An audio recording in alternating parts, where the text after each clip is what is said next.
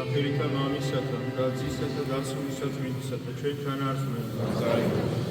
იოცოთ ყველას დღევანდელ დღეს შეგვეციოს დიდ მამამთავართა და მართალთა მამათა ლოცვა და მეოხება, მათი ლოცვით, მათი მეოხებით ღმერთმა გადაარჩინოს, გაამწვანოს, გაერთიანოს ჩვენი ქვეყანა, გაითვალოს ჩვენი მონასტერი და ყველა მართლმა დიდებული ქრისტიანი.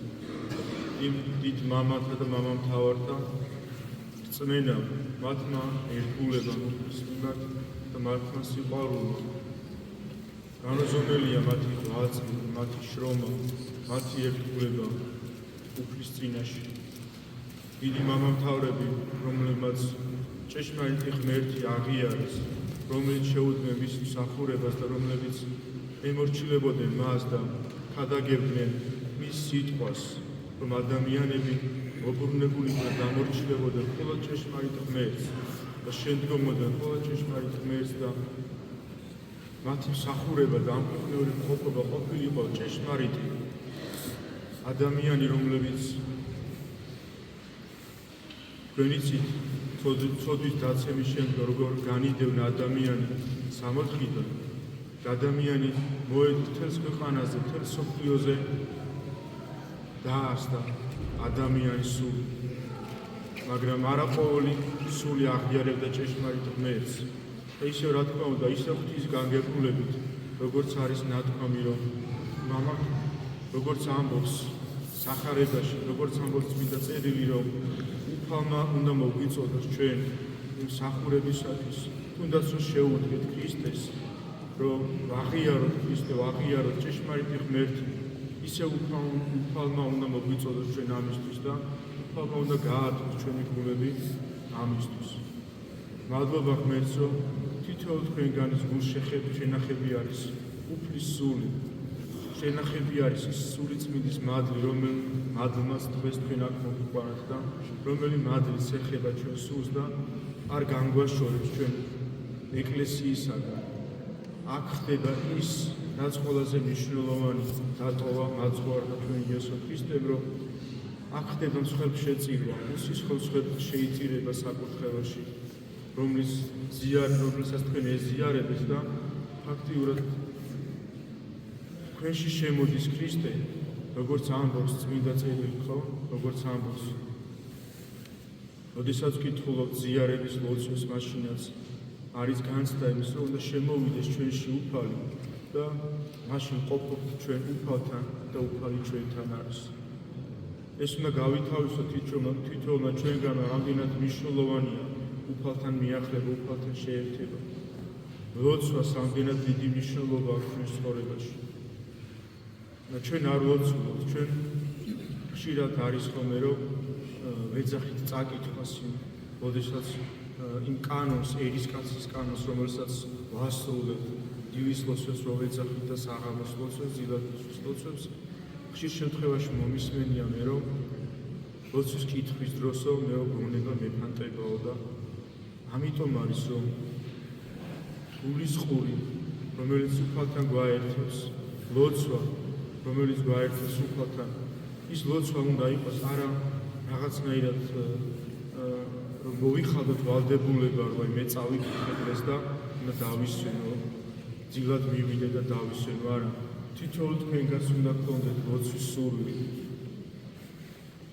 ადამიანი ვერ განეწყობა ლოცვისთვის, თუ ის მეტყველებს, თუნდაც ლოცვის დროს, როდესაც კითხულობ. წმინდა მამები ამბობენ, რომ ადამიანს, რომელსაც უნდა ლოცვა, რომელსაც უნდა უფალთან შეერთება, ის უნდა განმარტოვდეს რაღაცა დროის განმავლობაში, საღამოს, როცა აქვს საშუალება, უნდა გამორთოთ თქვენი ტელეფონები, უნდა ითხოვოთ ოჯახის წევრებისგან, რომ ძალიან გთხოვთ, მომეცით ცოტა დრო, რომ ვილოცო უფლის წინაშე და უბრალოდ განმარტოვდეთ. შედით თქვენს ოთახში, რაღაცა რამდენიმე წუთი, 10-15 წუთი უბრალოდ გაატარეთ სიჩუმეში. არაფერი არ თქვათ, არ სიტყვა თქვათ, არც ლოცვა თქვათ გულში. უბრალოდ დაჯექით ხატების წინ და უბრალოდ იყავით ჩუმად რამდენიმე წუთის განმავლობაში. აი მაშინ იგრძნობთ. მაშინ იგრძნოთ თქვენ, რომ უფალი არის იქ, სადაც თქვენ ხართ. მაშინ იგრძნოთ, რომ რამდენად ტკბილია, რამდენად სასიამოვნოა ასეთი ლოცვა. როდესაც შენს გარშემო არაფერი არ გაინტერესებს, იმ რაღაცა რამდენიმე წუთს უთმობ იმ დროს, რომ ცდილობ და გინდა რომ უფალი მოვიდეს შენთან და შეეხო შენს გულს. აუცილებლად ხდება. დაუთმეთ ეს დრო, მცირედი დრო, დაუთმეთ, რომ გაატაროთ უფალთან ყოფობაში და მოლოდინი, უფალთან შეერთების მოლოდინი და აუცილებლად იგრძნოთ, რომ თქვენ იმ მომენტში თქვენ ილოცეთ. აუცილებლად იგრძნოთ, რომ იმ მომენტში თქვენთან მოვიდა უფალი და გესაუბრებოდა. ამიტომ ჩვენი ვალია ადამიანებს, რომლებიც დავიკიდეთ ქრისტეს ჯვარი, რომლებიც აღიარეთ იესო ქრისტეს, რატო ჯვარი არაფერი არ არის, ის ვერ შევცვლით ჩვენ. ჩვენ თვითონ უნდა შევცვალოთ ჩვენი სული და ჩვენი დამოკიდებულება, ჩვენი რწმენა, ჩვენ თვითონ უნდა გავაძლიეროთ, ჩვენი ლოცვით, უფალთან შეერთებით, მარხვით, მოთმინებით. ყველაზე მნიშვნელოვანი არის, რომ მარხვაში დაუთმოთ მოყვას. მთელი ქრისტიანობა, ანდახან ფიქრობ ხოლმე, რომ სულ ამას ვამბობ მეთქი ქადაგებაში, მაგრამ ჩემთვის პირადად, ჩემთვის ქრისტიანობის ზღვარი გადის ადამიანზე. ასიკეთიც არ უნდა გააკეთოთ თქვენ ამ ქვეყანაზე. ამდენიც არ უნდა იმარხოთ, ამდენიც არ უნდა ეტანიები აკეთოთ. თავზე ნაცარი ცოტ დაიყაროთ და ისე იაროთ. თუ არ შეგიძლიათ მიტევებლები იყოთ, თუ არ შეგიძლიათ რომ შეეწიოთ თქვენს მოყვას, თუ არ შეგიძლიათ რომ მოითმინოთ ის ვისი თქმაც გინდათ მოყვასისთვის, რა თქმა უნდა მე ვამბობ, როდესაც გვაქვს შური და რაღაცა ავის თქმა გვინდა ადამიანისთვის, უნდა მოითმინოთ, უნდა გავიაზროთ რომ ის ხატებაა ღვთისა და ჩვენ კი არ შეურაცხყოფ ერთ-ერთ ადამიანს, რომელიც ჩვენს წინაშე დგას, ჩვენ შეურაცხყოფ მაშინ ღვთისკვნილებას და ღვთის ხატებას და იცოდეთ რომ თითოეული ადამიანის გულისკენა, თითოეული ადამიანის შეურაცხყოფა იგივე არის ქრისტეს შეურაცხყოფა ეს. ქრისტეს უგულებელ ყოფა არის ეს. ადრე, როდესაც დაარსდა მოციქულების მიერ ეკლესია და გარდამოვიდა სულიწმინდის მადლით, ადამიანები აღსარებას აბარებდნენ არა ეს როგორც თქვენ მოდიხართ დღეს და მოდელს ეუბნებით ყურში რომ მან მოისმინოს თუ რა ცოდვა ჩავიდინებს ჩვენ. ადამიანი საზოგადოდ აბარებდნენ აღსარებას და მთელს ტომს იმ ადამიანებს, ვისთანაც ჰქონდათ ურთიერთობა, ყველას წინაშე აღიარებდნენ რომ ის ცოდვილია, რომ მან შესწოდა. მაშინ ესე არ იყო, დღეს რომ არის წიგნში ჩამოწერილი 1000 ცოდვა, რომელსაც პირადად მე სიმართლე გითხრათ, ჩემთვის მიუღებელია ადამიანის მიერ იქიდან ამოწერილი ცოდვების თქმა მოწვევისთვის. იმიტომ რომ აღსარება არის სინანული. უნდა განიცდიდე იმ ცოდვას, რომელსაც აღვთ აღსარებაში. ძველად ადამიანს აღსარებაში უნდა ეთქვა, თუ ის შეუდგა ქრისტეს, აღიარა ქრისტიანობა, შეუდგა ქრისტეს მსახურებას, ცდილობს იცხოვროს ქრისტიანული ცხოვრებით და ადამიანმა, რომელმაც ჩაიდინა მკვლელობა. ეს იყო იმის დამადასტურებელი, რომ ადამიანს არ ჰქონდა სიყვარული, რომ მან სიყვარული დაკარგა ადამიანის მიმართ და ის გაიბმეტა სიკვდილისთვის და ამას აღიარებდნენ ღვთის წინაშე. აი ამ ცოდვას აღიარებდნენ ღვთის წინაშე, რომ მას აღარ ჰქონდა სიყვარული, რომ მან ეს საშინელი ცოდვა ჩაიდინა ღვთის წინაშე და რომლის აღიარებაც აუცილებელი იყო მთელი იმ ადამიანების წინაშე, ვისთანაც ჰქონდათ, ვისთანაც ერთად ლოცულობდნენ და დადიოდნენ ტაძარში. ასევე ადამიანს უნდა ეთქვა აღსარებაში იმ საზოგადოების წინაშე, ვისთანაც ჰქონდა ურთიერთობა, თუ ის იყო დაოჯახებული, თუ ის წმინდა ცხოვრებით ცხოვრობდა, თუ მას ჰყავდა ოჯახი და ადამიანი, რომელმაც იმრუშა, მას ეს საშინელი ცოდვა უნდა ეთქვა და იღიარებინა ღვთის წინაშე.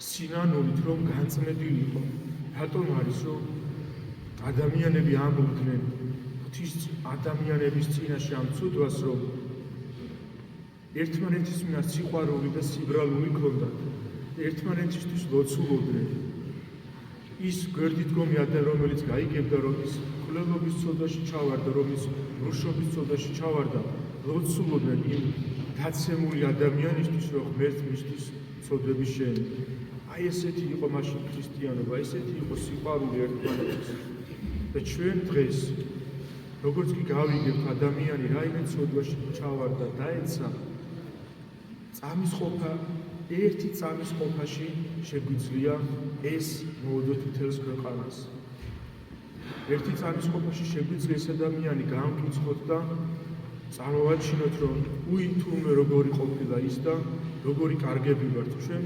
რომ ჩვენ ასეთები არ ვართ აი სწორედ მაშინ ვემსგავსებით ფარისეულის ლოცვას რომელიც იცით თქვენ რომ ლოცულობს ტაძარში და მეზვერე რომელიც ქვედადრეკილი ლოცულობდა და ზიახილოც არ უნდაო ზეცათო და შეეხედა უფლისთვისო მარტო გულში იცემდა ხელს და იტყოდა რომ ღმერთო მივხინე ცოდვის ამას და შევიწყალე მე და თითოეული ჩვენგანის ლოცვა უნდა იყოს ესეთი